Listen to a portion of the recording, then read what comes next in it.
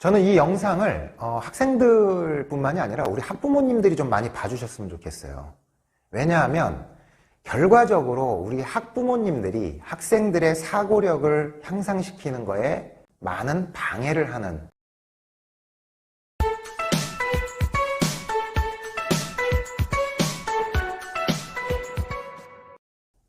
안녕하세요, 윌리입니다. 자, 오늘 이 시간에는 여러분들이 항상 가지고 있는 그것, 말도 많고 또 썰도 많은 바로 그것, 논리적 사고력에 대해서 한번 이야기해 볼까 합니다. 사실은 그것이 이제 사고력이라는 건데 그냥 사고력인데 논리적 사고력, 수학적 사고력 이렇게 여러분들 붙여서 말을 쓰곤 하죠. 자, 그러면 사고력이 생기려면 어떻게 해야 하는지, 과연 그것이 생길 수는 도대체 있는 건지, 일단 사고력이라는 것이 어느 순간에 갑자기 생기는 건 아니죠. 그런데 한번 생각해 보세요. 수학 실력은 한 번에 갑자기 생깁니까? 영어는요? 국어 실력도 마찬가지겠죠. 어떤 과목에서 갑자기 한 번에 생기는 능력이 있나요?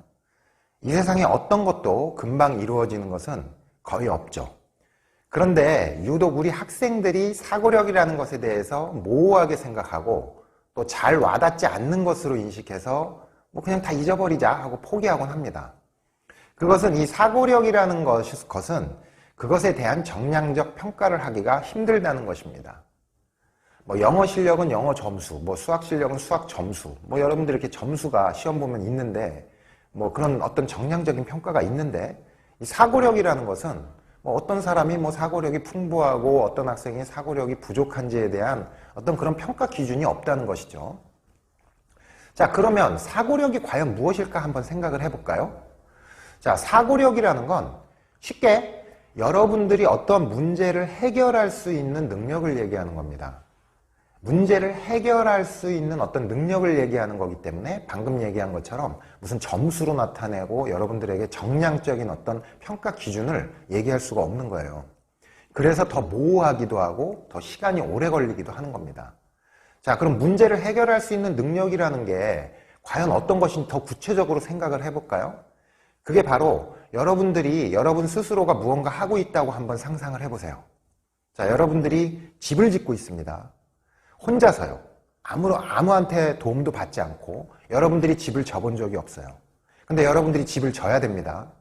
자, 그러면 여러분들에게는 엄청나게 많은 어려움이 따르겠죠. 뭐가 뭔지도 모르겠고 이건 어떻게 해야 하는지도 모르겠고, 그 다음에 내가 뭔가를 할 때마다 그런 어려움에 닥치게 되겠죠. 때로는 또 망쳐서 다시 또 해야 되는 일들이 있겠죠. 자, 이러한 과정들, 시행착오나 이러한 과정들을 겪으면서 여러분들은 생각을 하게 됩니다. 아, 이런 경우에는 이렇게 해야 되는구나. 저런 경우에는 저렇게 해야 되는구나. 그런 생각들이 점점 쌓이고 쌓여서 어느 순간 여러분들은 그러한 비슷한 또는 그거하고는 전혀 다른 어떤 문제점이 발생했을 때 여러분들의 그런 여태까지 쌓여왔던 것들로 그런 문제들을 해결하는 거, 이게 바로 사고력입니다. 그럼 여러분들이 수학에서 사고력이라는 게 어떻게 작용하는지 금방 이해가 되시겠죠? 공부를 잘하는 사람들은 사고력이 많다는 걸 의미할까요? 한마디로 여러분들에게 너무 추상적으로 들리는 것입니다. 따라서 골치가 아픈 것이죠. 그 시간에 수학 문제 하나, 영어 문제 하나 푸는 것이 여러분들에게 더 와닿는 방법이 되고 여러분들의 심리적인 안정을 주는 것이 사실이죠. 자, 여러분들의 깊은 곳에 꽁꽁 숨겨져 있는 사고력. 그러면 수학을 잘하는 사람들은 사고력이 풍부한 것일까요? 자, 60점을 받은 사람은 90점을 받은 사람보다 사고력이 없는 것일까요? 이게 조금 애매한 문제이긴 한데 이 논리적 사고력이 있는 사람은 당연히 수학 성적이 좋겠죠. 하지만 사고력이 없는 사람도 점수상으로는 구분하기 힘든 때가 있습니다. 가령 어떤 두 명의 학생이 있다고 합시다. 한 학생이 그 학생들이 똑같이 수학에서 80점을 받았다고 해봐요. 자, 둘은 똑같은 논리적 사고력을 가지고 있다고 할 수 있을까요? 그것은 아닙니다. 한 학생은 사고력이라는 것이 향상되지 않은 상태에서 기계적으로 문제풀이만 한 것이고, 나머지 한 학생은 차근차근 논리적 사고력을 형성시켜서 발전해온 경우에 두 학생이 같은 점수를 받을 수도 있다라는 얘기입니다. 그러면 사고력이 왜 필요하지? 별 필요도 없는 것 아닐까 하는 그런 의문이 들겠죠. 자, 우리가 한번 생각을 해봅시다. 제가 방금 얘기한 것처럼 집을 짓는 데 비유를 했죠. 어려운 어떠한 일들이 생겼을 때 내가 그것을 망쳐보기도 하고 내가 그것을 어려움에 빠져서 고민해보기도 해야 되는데 그 순간에 누군가가 와서 야, 이건 이렇게 하는 게 아니야. 내가 이렇게 해줄게 라고 해준단 말입니다. 그러면 문제는 뭐냐면 나는 그 문제를 해결할 수 있는 능력이 생기질 않는 거죠. 그것은 시간이 몇 년이 지나도 그런 문제들을 해결할 수 있는 능력이 생기지 않는다는 걸 얘기합니다. 저는 이 영상을 학생들뿐만이 아니라 우리 학부모님들이 좀 많이 봐주셨으면 좋겠어요. 왜냐하면 결과적으로 우리 학부모님들이 학생들의 사고력을 향상시키는 거에 안타깝게도 가장 많은 방해를 하는 그런 요소가 되는 경우가 많아요. 자, 제가 전에 문제풀이에 대해서 잠깐 언급했던 것이 이 문제풀이에 무조건 많이 푸는 것이 중요한 것이 아니라 어떻게 푸느냐가 중요하다는 설명을 했었죠. 이전 영상에서요. 자, 그 차이를 이 논리적 사고력에 연관시켜서 말을 해보면 이 문제풀이라는 것으로 학습을 할 것이냐 아니면 기계적인 숙달을 만들 것이냐의 차이가 되는 것입니다. 물론 숙달은 모든 학습의 중요한 요소입니다. 중요하지 않은 것이 아니에요. 하지만 모든 공부는 학습이 먼저 이루어져야 하는데 지금은 여러분들의 마음만 너무 급한 나머지 이 기계적인 숙달만을 추구하는 방법을 많이 선택하는 것에 대해서 언급을 한 것입니다. 앞에서 말한 것처럼 무조건 풀어 제껴도 어느 정도 실력이 나와요. 나옵니다. 그냥 무조건 열심히 풀어 제껴도 어느 정도까지의 실력은 나와요. 왜냐? 안 하는 사람들도 있으니까. 안 하는 사람들보다는 나으니까요. 그러면서 논리적인 사고력이 생기기도 합니다. 왜냐? 그래도 뭐라도 하는 것이니까. 하지만 굉장히 미미하게 만들어진다는 말이죠. 사고력이 생긴 사람과 아닌 사람은 어느 정도까지는 동등하게 갈 수 있다는 얘기입니다. 하지만 시간이 갈수록, 그 다음에 난이도가 올라갈수록 어떠한 더 새로운 어려움이 또는 문제가 생길수록 사고력의 유무에 따라서 그 다음부터는 갈라지곤 합니다.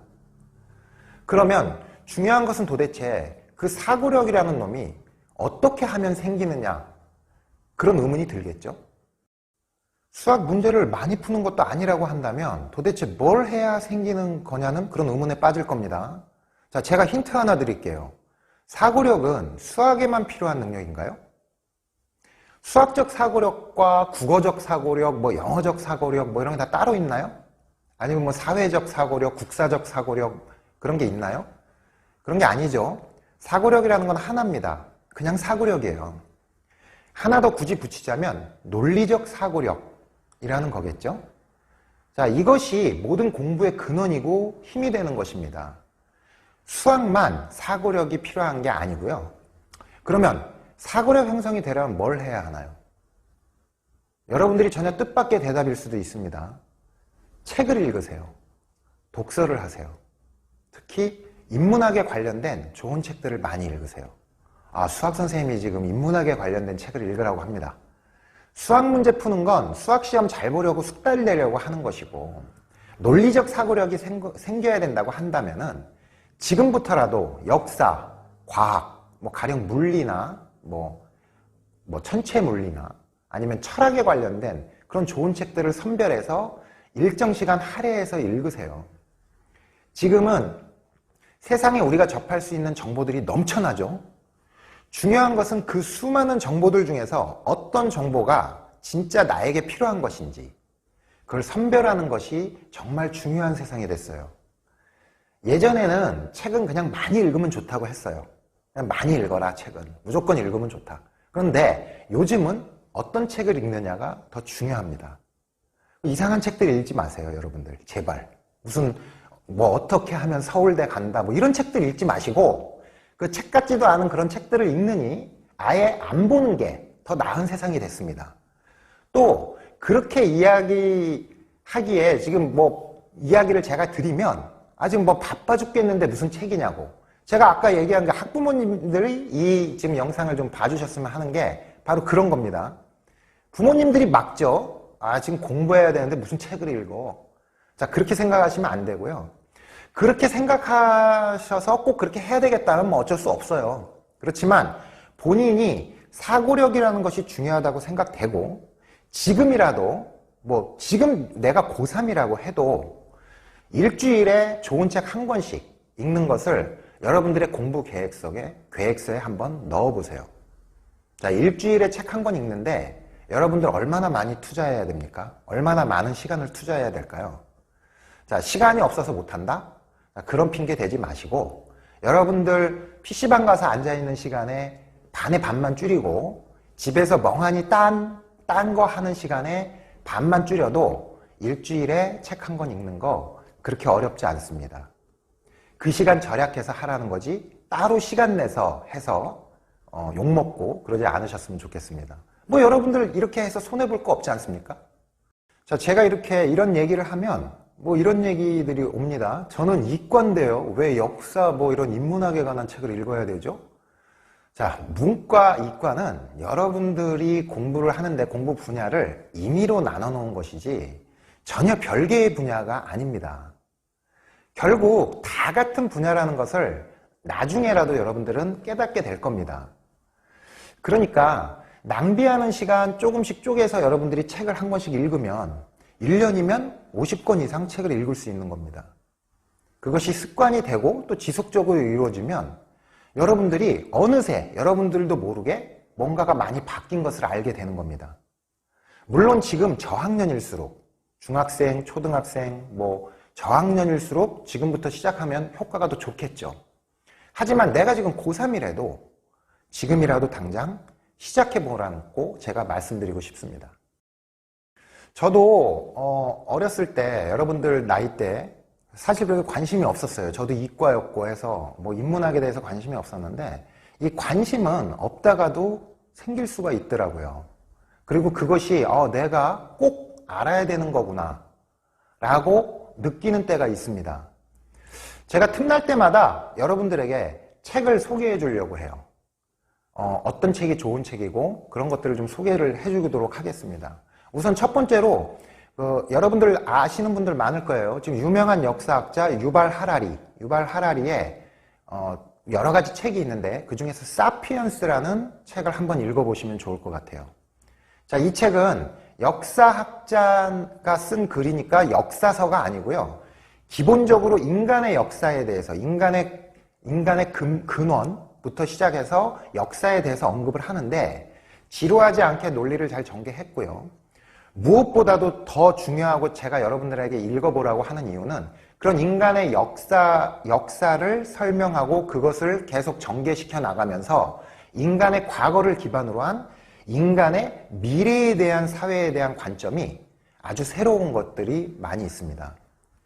특히 여러분들 요즘에 무슨 AI에 관심이 있고 앞으로 AI가 미래를 어떻게 지배할 것인지 뭐 이런 거에 대해서 혹시 관심이 있으신 분들, 이과생들 특히 있다면 더욱더 이분의 이 책은 한번 읽어보라고 제가 강추하고 싶습니다. 역사는 여러분들이 과거를 공부하는 거라고 생각을 하는데 역사의 공부 목적은 미래를 위해서 있는 것입니다. 어차피 공부는 여러분들이 하는 것이죠. 제가 이런 말을 해도 공감하지 못할 수도 있고 또 지금 현실적으로 너무 힘들다고 할 수도 있어요. 한 번이라도 시도해 보는 것도 나쁘지 않을 것이라고 생각돼서 말씀드렸습니다. 앞으로 제가 이 틈날 때마다 여러분들에게 좋은 책 소개해 드리도록 할게요. 자, 오늘 이 시간에는 사고력에 대해서 말씀을 드렸습니다. 자, 사고력은 문제를 해결하는 능력이라고 제가 말씀드렸죠. 문제를 해결할 수 있는 능력은 여러분들이 많은 시간, 많은 고민, 그리고 많은 시행착오를 겪은 다음에 생기게 되는 것입니다. 그래서 더 어렵게 느낄지도 모르겠습니다. 자, 급하다고 모든 것이 이루어지진 않습니다. 자, 급할수록 돌아가라는 말도 있습니다. 여유를 가지고 여러분들 차근차근 꼭 해나가야 여러분들에게 좋은 결과가 있을 것이라는 걸 꼭 기억해 주셨으면 좋겠습니다. 고등학교 2학년, 3학년 학생들은 사고력이라는 것에 대해서 저는 포기해야 됩니까? 우리가 생각할 때는 그럼 미국의 수학이 훨씬 좋으냐? 수학 능력 시험이 계속 반복되면서 어떠한 상황을 주고 그 상황에서 어떤 식으로 해결할 것인가에 대한 여러분들 수능 시험에서 킬러 문제나 사고력이 되게 중요한 것에 대해서 한번 예를 들어서 얘기를 해볼까요? 자, 그리고 우리 어린 학생들, 초등학생, 중학생, 논리력 수학 이런 것도 좋은데